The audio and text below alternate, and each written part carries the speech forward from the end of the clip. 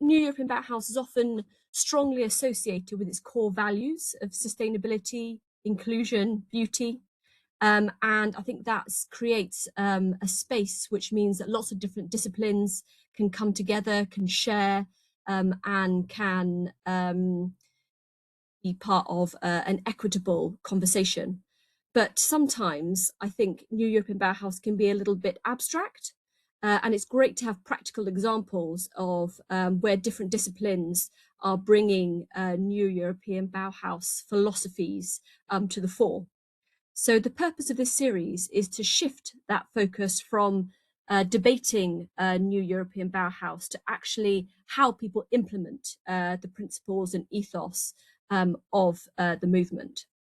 So this is all about how these values are being applied in real life projects, and hearing about the practices, what's worked well, maybe what's not quite worked quite so well, and how everybody here is part of this growing and thriving community. And crucially, how we can engage more actively moving forward. So we're going to put a spotlight on design as a sector in this session. And that's generated a huge amount of interest, which is fantastic. So this is all about understanding how designers can more meaningfully engage with New European Bauhaus.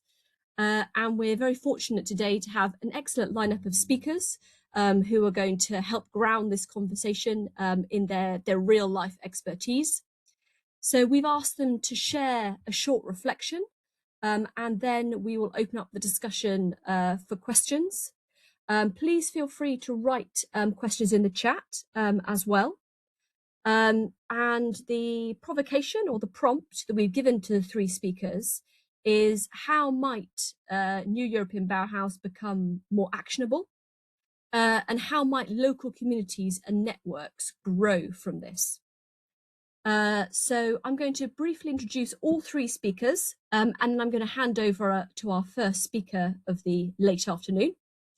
So the first speaker today is Päivi. I feel very fortunate to have worked very closely with Päivi while she was president of the Bureau of European Design Associations, BEDA. And she was founder, and she is founder and CEO of Tahkokallio Design.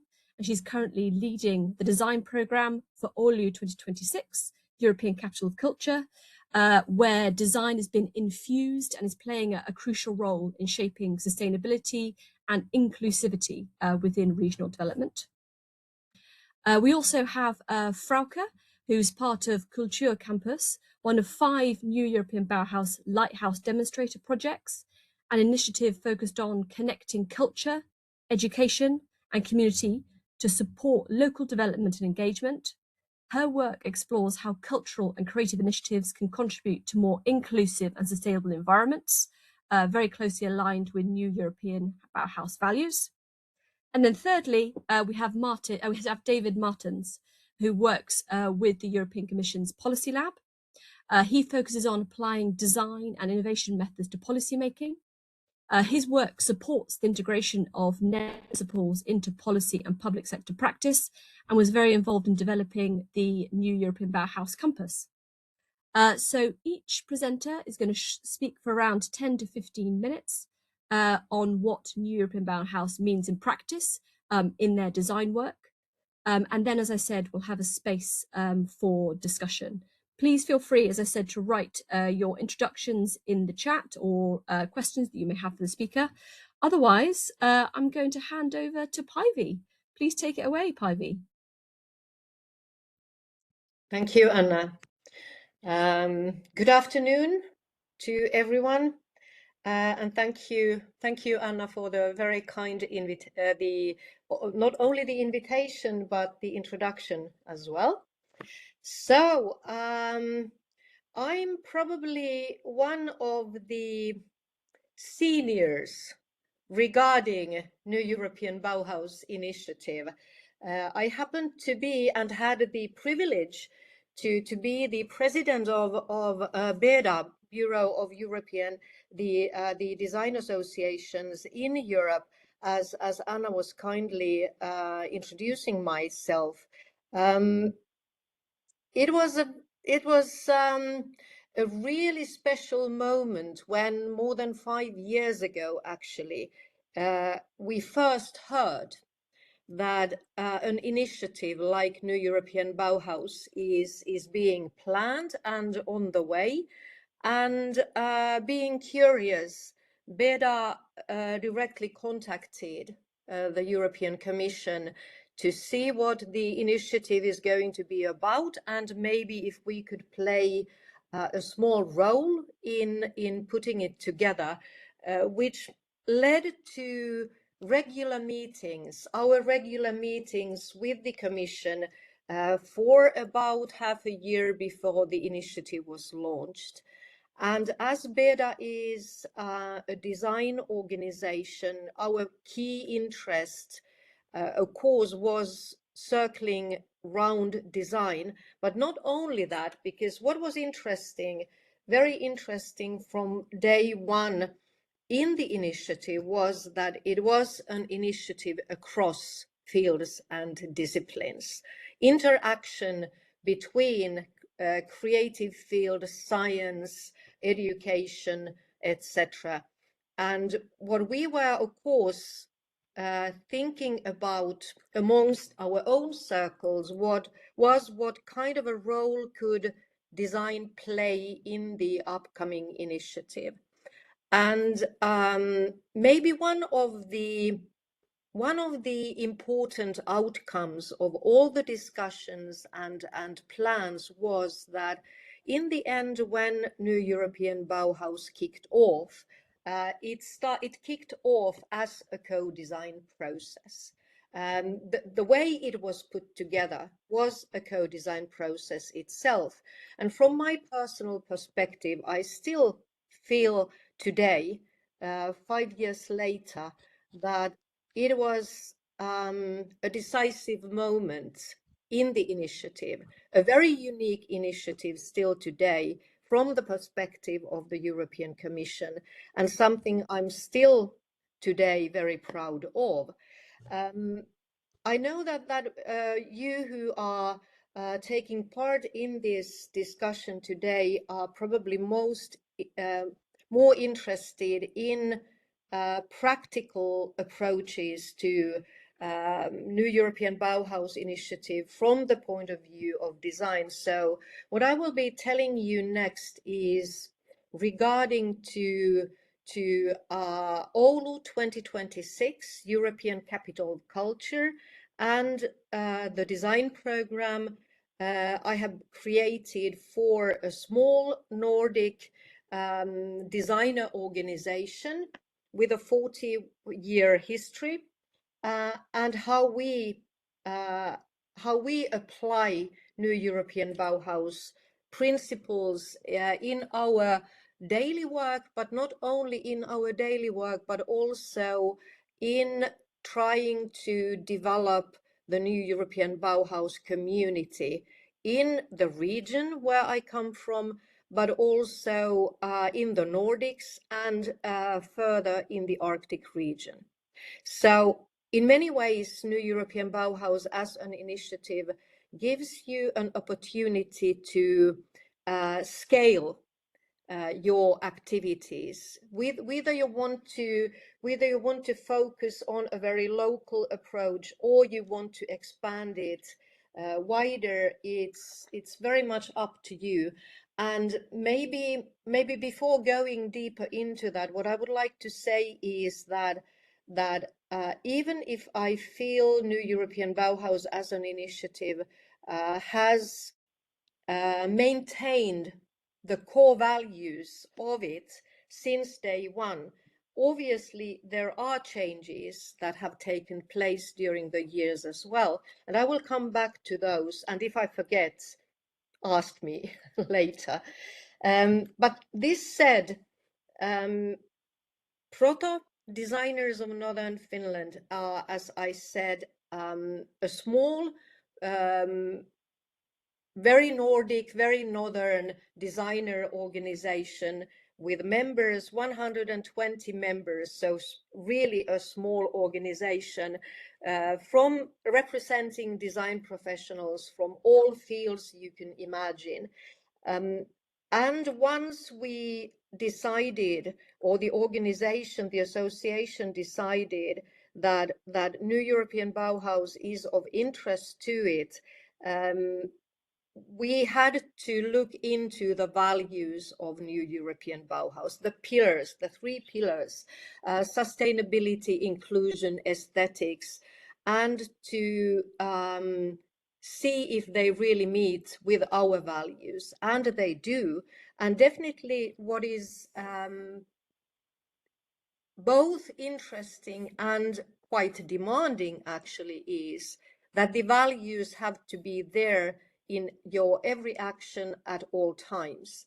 So, and I really strongly feel that this has remained the same from day one, that if you really want to apply New European Bauhaus values, you have to understand that sustainability, inclusion, and aesthetics, beauty, they have to be there at all times, all of them three together.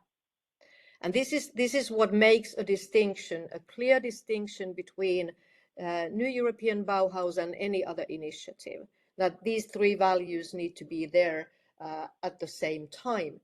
So we decided that we meet these values, and we try to analyze, understand what it means in our practice at all times. So going back to Oulu 2026 European Capital of Culture and the design program that has been created for the year, we had to see how we can start from the NEB values and create a 1-year design program that can realize the values in every single part of it.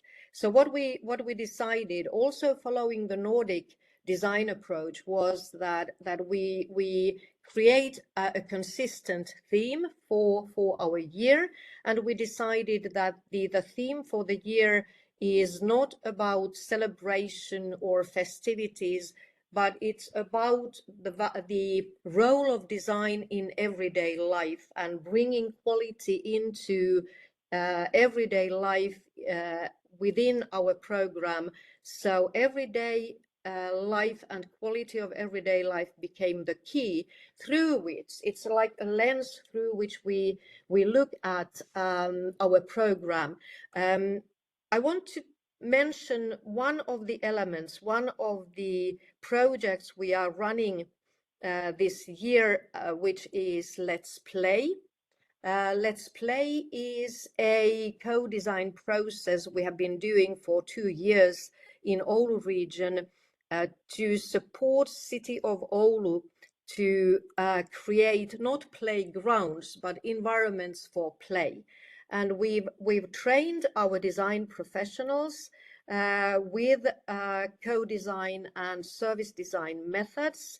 And the designers, they run a series of co-design workshops through the spring months to invite all residents in Oulu region and City of Oulu to take part in co-design workshops to design their own dream environments for play. What we did was that we began the whole thing with a negotiation with the City of Oulu to ensure that we are not only involving citizens to co-design with no decision that the most interesting outcomes will also become a reality within the city next year in 2027. So inclusion and sustainability was a starting point in our process. And obviously aesthetics is an element embedded in the design workshops as well. So next summer we'll display the outcomes, the small models of play environments, some 200 of them in an exhibition. And after the exhibition will close in August, the city will continue with us with the process, so that as said, the most inspiring examples will be realized next year in the city. And this is not the end of the process. It will continue applied to different environments, not only in Finland, but some other countries as well. So a very practical, pragmatic example on how we apply new European Bauhaus values in concrete projects. Another aspect I would like to mention before I will pass the word on to the next speaker is the expansion of the NEB community in the north. We will be coming up with a local chapter on New European Bauhaus in the north in a short while this spring. And the first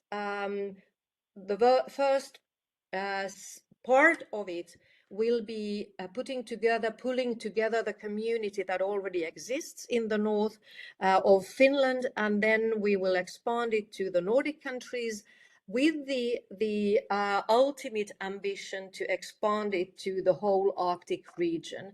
And this will of course expand in the future. This will of course expand New European Bauhaus beyond Europe as well. But the first step will be the north of Finland and north of Nordic countries, and then the final expansion will involve all of the Arctic region. And the key insights, key lessons. I think after 5 years of New European Bauhaus, it is really important to remember and keep reminding ourselves that NEB is a bottom-up approach more than anything else. And this is what we are trying to live through every single day. Thank you. Lovely, Päivi. Thank you. I absolutely love examples of using design for collaborative and inclusive public consultation, enabling people to co-design their own futures. And yeah, I hope I get to see the exhibition with the 200 play environments. And I would absolutely expect the Nordic and Arctic regions to be developing their own flavour of New European Bauhaus. So I wish you best of luck with your new chapter. Thank you. Thank you, Anna. I'm going to open the floor up now to Frauke, who's going to talk about her experience in making New European Bauhaus actionable and how local communities and networks can grow from this. Thank you, Frauke. Thank you, Anna, for the invite to speak today. I always love to speak about Culturcampus because it's an amazing project. I will tell you a little bit about my background. Because I come from a completely different world. Actually, I have a design background. I used to be a product designer. And in the end, I traveled all over the world as a creative director for a big production company. And at some point, I was like, yeah, do we really need so many product in this world? Or do I want to design something else? Do I want to participate in some other kind of project? And I saw the job opening, the vacancy for project manager Culturcampus. And I thought, well, it has a cultural background. It has to do with art. It has to do with community. So it has specific target groups. So this seems very interesting to me. Let me just try. I was a little bit afraid that it would be too far from my design background to close that gap. But in the end, probably Culturcampus is the biggest design project I ever took on. I didn't expect that in the beginning, but I think it is because we're designing so many things on so many different levels, because we have designed a building inside, outside. We have renovated a monumental existing building. We are designing programming. We are designing spaces. We are designing communities. So it has been quite the ride. And just to give a small introduction to what Culturcampus is really, Culturcampus Putselaan is a project that is initiated by the higher educational institutes of Rotterdam and the municipality of Rotterdam. The focus, the main aim was to develop a different type of education that is more relevant and more accessible to Rotterdam South. Rotterdam South is considered the most deprived area of Holland. So there is a lot of education available, but it's on the north side of the city. And for those who don't know Rotterdam, there's a river crossing the city. So it's running really between the north and the south. And for a lot of people in the south, that bridge is really a bridge too far to cross. So there is no access to higher education in the south of Rotterdam. So this was the big aim of these partners of this project. So in the end, we designed a hybrid space in the south where education, culture, and the local community overlap. So it's not just a campus in the traditional sense, and it's also not a cultural venue. It sits somewhere in between. And the idea is that students, makers, and teachers and residents all use the space in different ways, but also come into contact with each other, where we're focusing on arts and cultures. And we are looking for the overlap, the crossover between formal education and informal education to develop new forms of education that make more sense for the area and for the needs of the area, basically. So yeah, what makes this interesting is that it's very much rooted in its neighborhood. It's not a standalone institution that is dropped into the area, but it's something that tries to grow with the local context. And this was a project that was not received well by the neighborhood when it was announced. There was a lot of skepticism from the neighborhood because we were so many at the project that was started by the same partners. It was an EU-funded project like many others. There was a lot of research that we wanted to do there. So there have been a lot of projects in this area of Rotterdam that have the same goals, stay there for 2 or 3 years, and then disappear after a while because the funding ends. And so there is no trust of the residents in these type of projects. It's like, yeah, you come here and you ask us a lot of information. We invest in you. And what do we see in return? It's not much usually. So what makes Culturcampus different? So this is something that we really, that we really had to focus on. I think that was the biggest challenge of this project, really, to win the trust of the residents. And then especially with the NEB values, because the NEB values on itself, of course, they are beautiful values, and we incorporate these values in the activities of Culturcampus on a daily basis.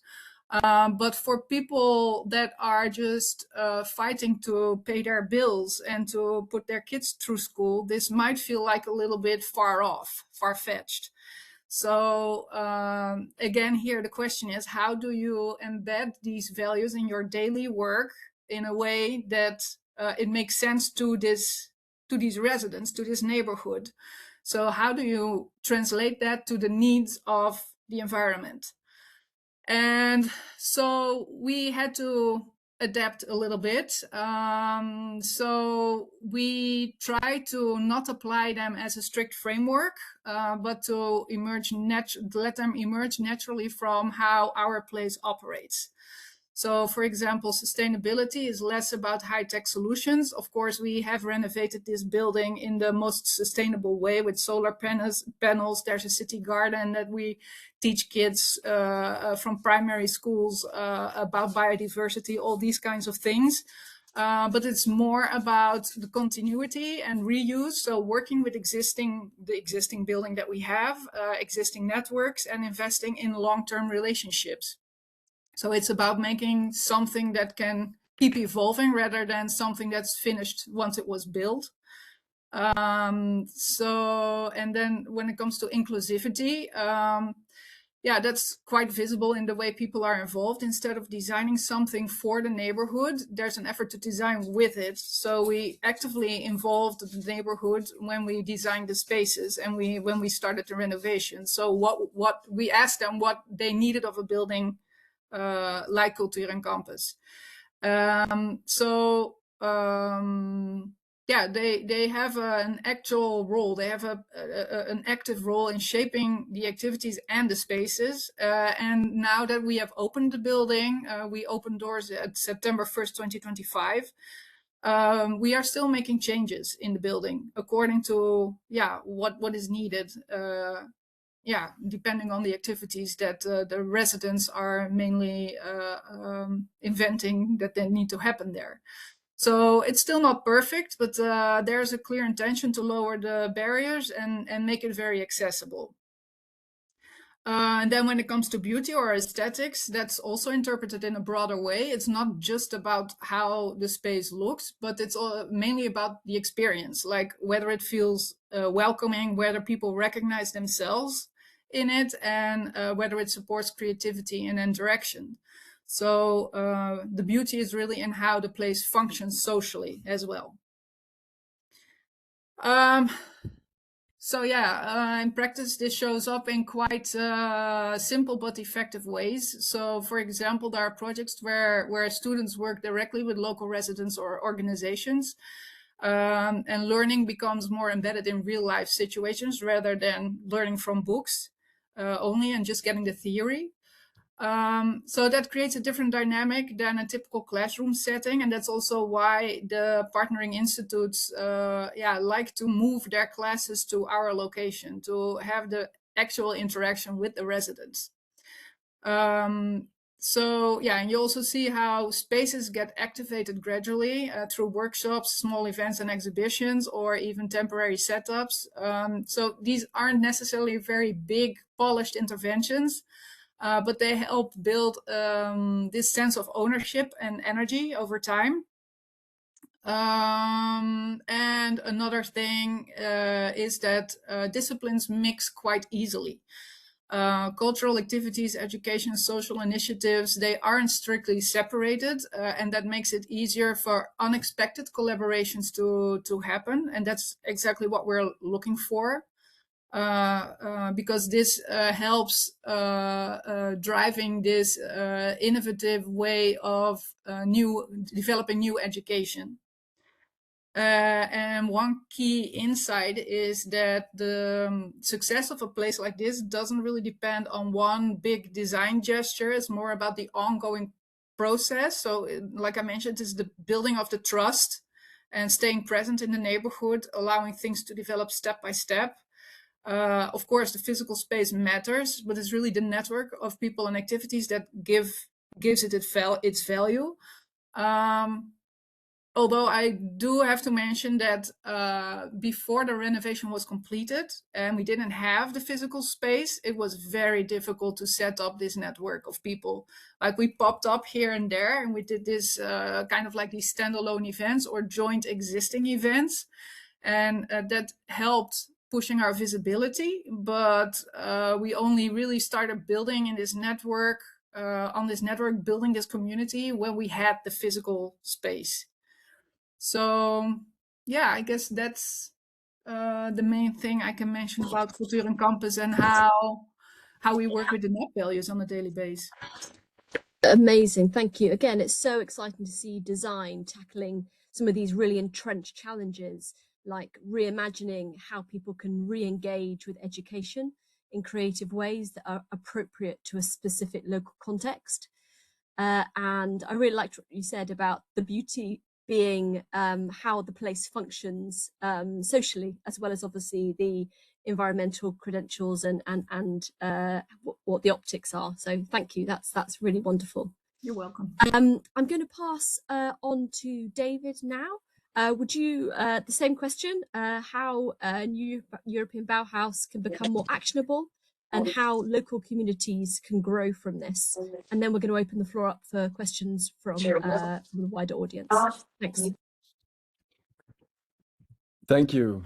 So I have my brain is kind of going, so many different points to start. Also, because I'm a designer myself, but I work in this policy context, and we're trying to build out this thing called design for policy, which is, how do you apply these design approaches inside this big institution? And it's interesting to listen to you and also for me to look back at the compass, which I at the time during my traineeship made with Porut and Solène and Vera, so some of the team members of the New European Bauhaus. And now I'm working at the EU Policy Lab, and actually the NEB is kind of the birthplace of the New European Bauhaus is in the EU Policy Lab, because there's a few people that picked up that idea, wrote the first kind of concept paper, and it moved on, and the place where it actually came to existence was and became the JRC. So it has like, it started from this design spirit with this participatory process,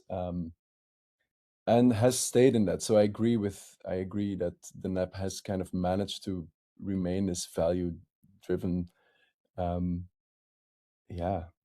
initiative. So how does that, I mean, I'm speaking to how this has had an effect and an impact, how this had practical, let's say, implications in the policy field and in the European Commission. There's one very concrete example. Quite recently, there has been the strategy for intergenerational fairness has been published. This was quite a endeavor, and it was also a team from the EU Policy Lab that led the whole creation of this strategy and the whole participatory process. And guess what? They also had 3 guiding themes. In their case, it was inspiration, connection, and care.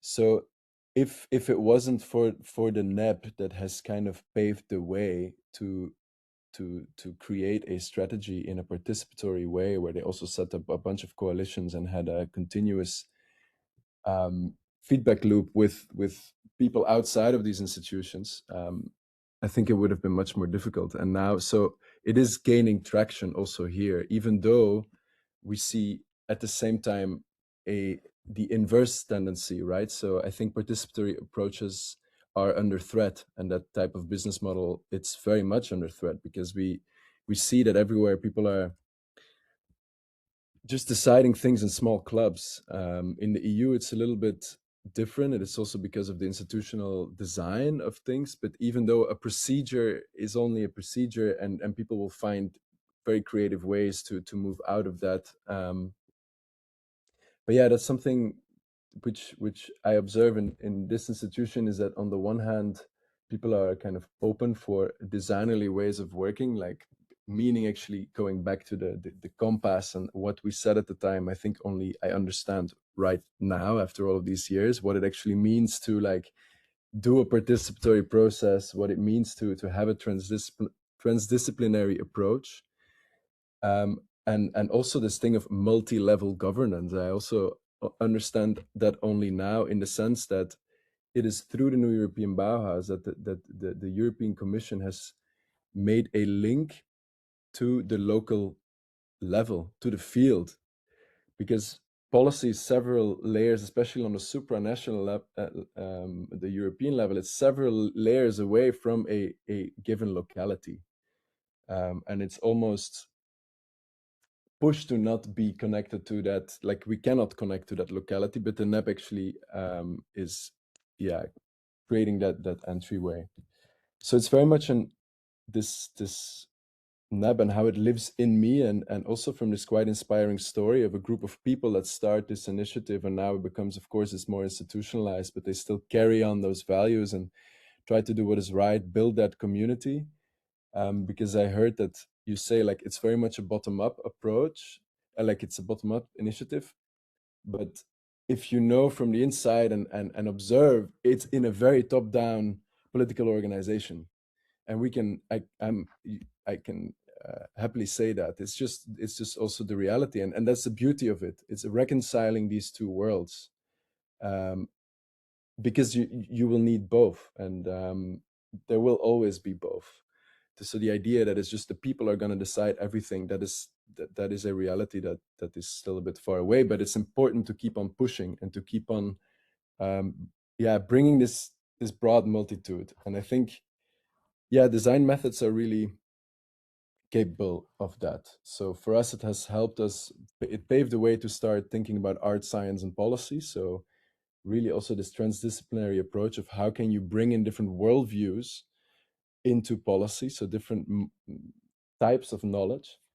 It has also, now we're doing, I'm organizing a walk in the European Quarter for people who work at the European Commission, where we tell the story of how the sale of the European Commission's buildings went, because a few years ago they sold 23 of its buildings in Brussels, which is it was the largest real estate sale in the history of Brussels. It's 350,000 square meters. And yeah, it's quite a complex process because they sold them to meet their own, European Commission, to meet their own climate targets by 2030. But of course, if you just sell the buildings, that's you kind of shift the problem to another party. So basically, I see it also as my task to reconnect what we preach and the ambitions we set as an institution, and to connect them back again to walking the talk, and to actually, we have to connect to the matter. We're not just some people that can set high ambitions. We need to walk the talk. And I think the NEB team is very much like a good example of how I respect a lot the way that this small unit tries to remain open and available for this community also, which is for me also this very user-centered, community-driven way of working, right? That it's their personal emails and not some kind of functional mailbox, and that they're trying to be as accessible as possible while not favoring one party over the other. But yeah, I have a question, and for all of you to wrap that up is like, how do you think the new European Bauhaus, with these values, which are quite open vessels, that I believe they should be open vessels, that a lot can be projected in it, because then, like, how are they actually already part of your practice? So where is the NEB dimension in your practice? I'm curious to hear. Anyway, thanks. Brilliant, thank you, David. And I have to say, the intersection between design and policy, I think, is an incredibly exciting space. And I've got to say, it's a huge win for design that Design for Policy is one of the tools in the EU Policy Lab toolbox. And it's great to hear how you've worked with the strategy for intergenerational fairness. And I really liked what you said about, well, and I'm adding my own bit to it now, but how design can be the connection between multiple levels of governance, between what happens at a European level and national, regional, local, and even thinking in terms of beyond those boundaries, and how we can use design to navigate community engagement, policy, maybe even one day politics, and positioning design as that transdisciplinary approach. So thank you. I think that really resonated with me. I would like to open the floor up to questions, but David already had a good question, so we may as well start with that. So I don't know, David, if you wanted to repeat the question, and maybe Frauke and Päivi, you wanted to answer David's question. Yeah, it was just because I see in the chat it's not just designers here, so I'm just curious to hear from you how this NEB, or what you project in it. So this NEB as a vessel, you can take the 3 values or not. Like, how is the new European Bauhaus dimension already present in your work? Right. It depends on, of course, I can answer to the question from various perspectives, but as I said, the association I have created the design program for this year is a very small designer organization, but in itself, because it's a designer organization, it carries the values, the NEB values in itself. So in fact, you don't really need to define the values or check whether they whether they are aligned with NEB values. They are the core values of a designer organization, at least, and maybe specifically in a Nordic country. Because the design approach in a Nordic country like Finland, where I come from, the basic values are embedded in the values of the society. So you can't take them apart. In Finland, as in other Nordic countries, design has been a tool, a vessel to create the Nordic welfare state model since 1940s or 50s. So it's been there for decades. What has happened together with the NEB initiative is that it has NEB initiative has given what we already had a new reason to exist, and to not a new reason to exist, but to a new reason to, in a way, to become active on a European level as well, not only on a local or national level or Nordic level, but on a European level. And this is maybe why I was, at the time 5 years ago, I was so happy to see NEB emerging, because finally, maybe a too strong a word, but what we had at the time was something that resonated in me, that had already been there in a Nordic country, and now that became a European level approach. So in that sense, it's simple, easy, self-evident, but it raised it to a European level. And I think that is actually one of the core issues related to it. So bringing what was there on a local level and national level to European level. Maybe that's the best way I can describe it. Frauke, would you like to answer the question as well? Yes, well, we are definitely not operating on that same level. We are very, very much local focused. However, we are, of course, a lighthouse project, so we are exchanging information and trying to collaborate with the other lighthouse projects. So yeah, we're trying to how you say that, distribute our lessons learned in a way that our lessons are also replicable in other spaces in Europe. But yeah, that's as far as it goes in that sense. I guess it kind of like comes down to what I already mentioned before for Culturcampus. Like sustainability is not about the high-tech solutions. It's about the continuity and working with existing networks. Inclusivity is about how people are involved. I think that's also the main value that we are working with.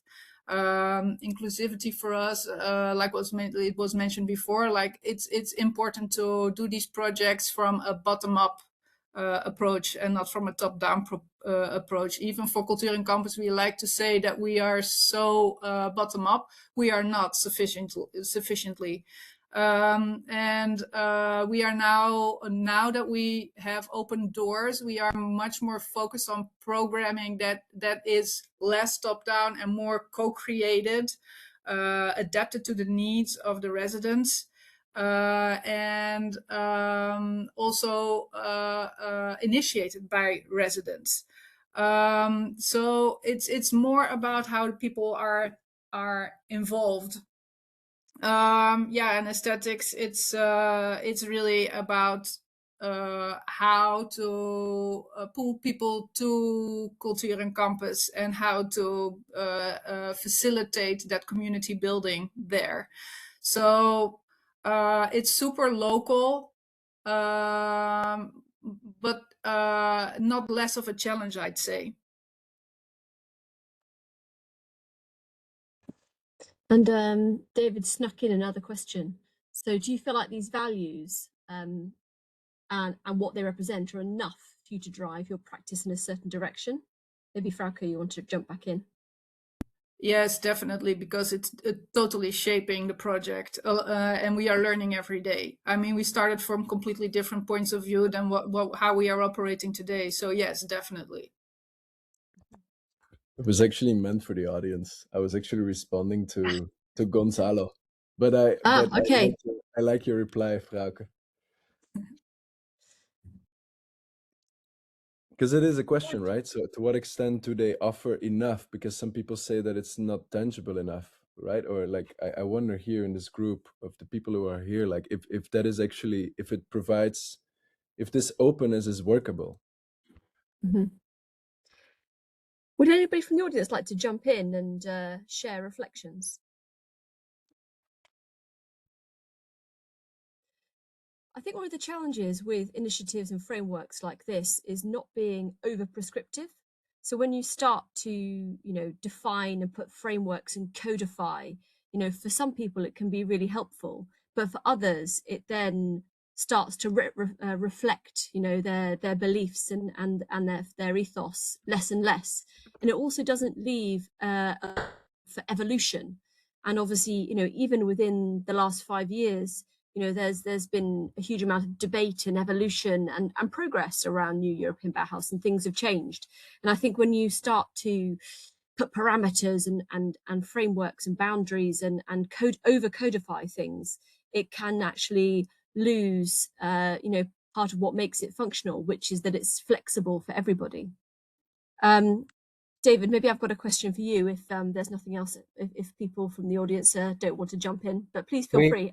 We do have a list of people that I just lost, but 2 people had a raised hand. I think Federico was one of them. I can come in. Thank you, Peter. Well, thanks so much for the presentation and for the different voices. I think it's very interesting to hear how others have been working with these values and principles and what shapes it takes. I'm not sure if this completely answers the previous question, but one of the challenges that I think we see at the moment is around the interpretation of the values and principles of the NEB. And actually, how can that be assessed? We've seen different, even at the national level, different initiatives that try to come up with assessment frameworks to understand to what extent they're aligning themselves or their initiatives with the NEB, how NEBish they are. And that is something I think we're still somewhat struggling or trying to define. And of course, the different calls, for instance, for funding, and there are metrics and assessment frameworks, but because these concepts are in a way so wide, or they allow, or they present the opportunity of different interpretations.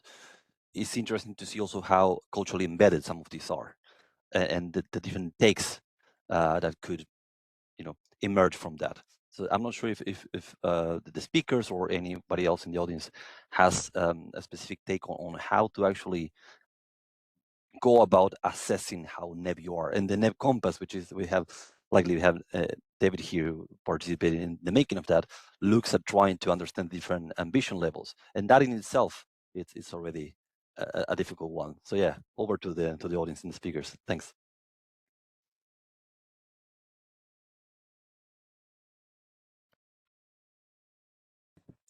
Päivi, would you like to jump in?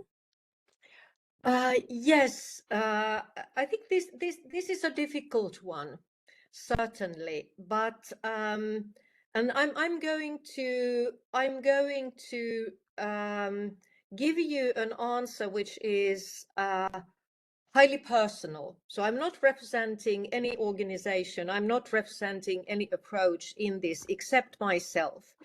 And for me, New European Bauhaus, to a large extent, is a rebellious movement as well. It's almost like a movement. It's not only an initiative, but it is a rebellious initiative.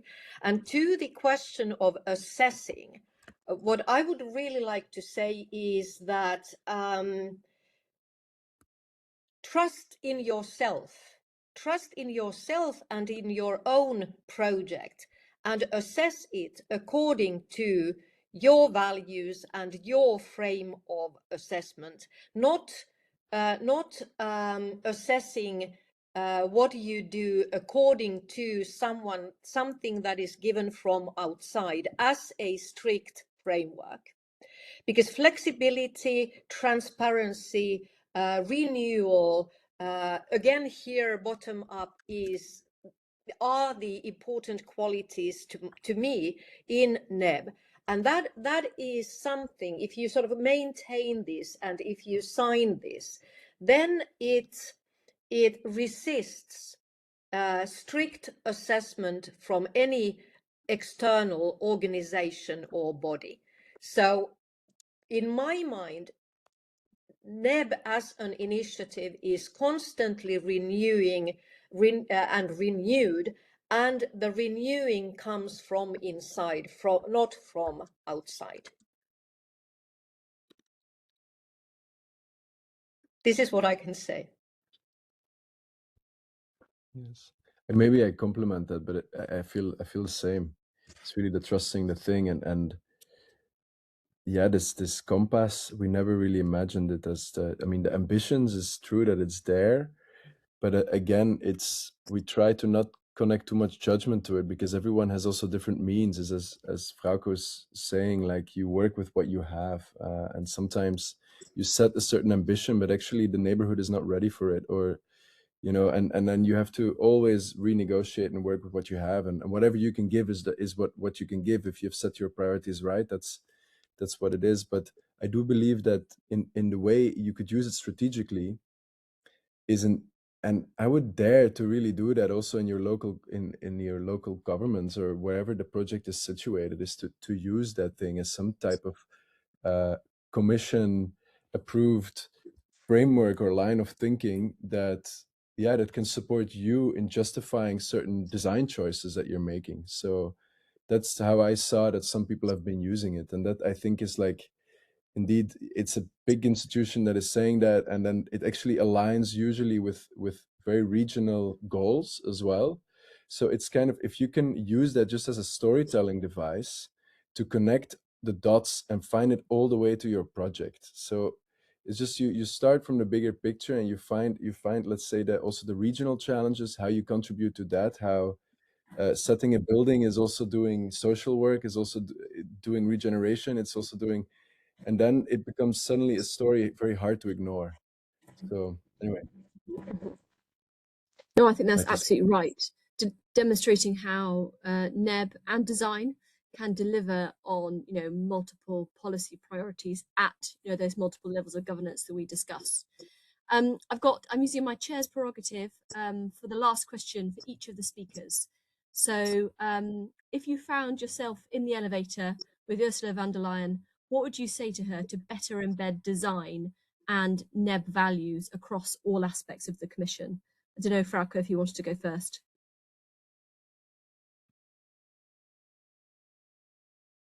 Sorry, could you repeat that again?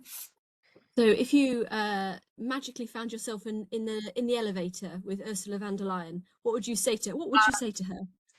Yeah, that's a funny question, because we've asked that question with the lighthouses. So, and every lighthouse had a different answer, but we all agreed on please also think about the continuation of these projects. Once you fund these projects, 3 years is very short to actually make any real impact on these areas. So, and finding additional funding for the continuation of these projects is also very hard. So it would be very nice if there would be some kind of a solution to be able to keep these projects up and running, because it's a pity that you need to invent the wheel every time again and again with starting new projects. And of course, these are excellent ideas, and they are super exciting projects as well. But we just really do not want to be one of the projects that confirm the bias of the residents, and after 3 years we have to disappear because we cannot continue funding. So that would be one of the main things for me to talk about with Ursula. Great, thank you. Päivi, same question. Well, This one is an interesting one too. What I would probably tell her, because she already told in her first commission term, after first year after the launch of New European Bauhaus, in her annual speech, she said that if there's a soul to Green Deal, which was the case at the time, that would be the New European Bauhaus. So the New European Bauhaus is the soul. And I hope that it keeps like that in her mind as well, and I'm sure it does. But what I would say is that because we are all, or everyone who works for the Commission is restricted to the framework, which is quite rigid. And NEB as an initiative is something that goes beyond that strict, rigid framework. What I would ask her to do, and hope that she would do it, is to create a risk element, a risk allowing element to all aspects the Commission does, because most of the work is sort of bound to a lot of regulations, rules that are not so easy to break down.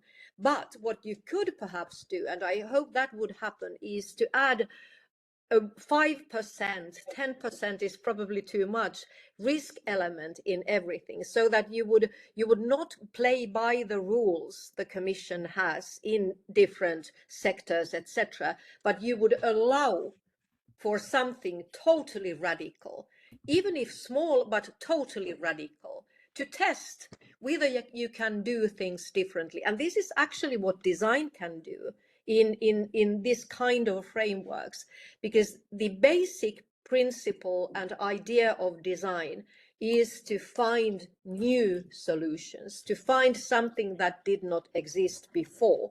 So allow that to happen. To a small extent, if it's not possible to totally break things down and start from scratch, but to allow at least a small portion of taking a risk. Mm-hmm. Absolutely, Päivi. Thank you. And David, did you want to articulate what you said in the chat?